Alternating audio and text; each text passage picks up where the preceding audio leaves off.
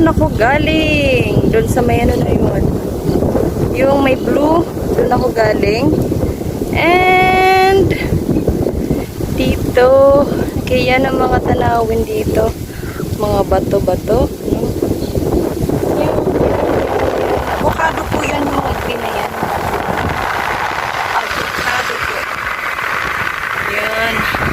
Ang init, so naglakad lang po ako. Ang ganda kasi ng tanawin. Mas gusto ko kasi yung lalakad kaysa mag-bike. Si Lola kasi tulog. So habang tulog si Lola, alam naman yung Lola. Lalabas ako. Ayan. Ganda ng tanawin. Sa kabila tayo, tatawid tayo ng kalsada guys. Ayan. Ayun. Roshheim po yan yung ano. So dito kami sa village. Kaya po ano, medyo malayo kami sa mga bilihan. Ayan. Bumili kasi ako ng tinapay ng Lola. Ayun. Hindi ko matiis na walang tinapay. Wala yung mga anak ni Lola. Nasa abroad po kasi kaya walang mauutusan.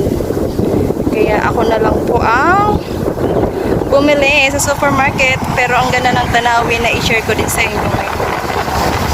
So malapit na winter. Wala nang init yun. So bye!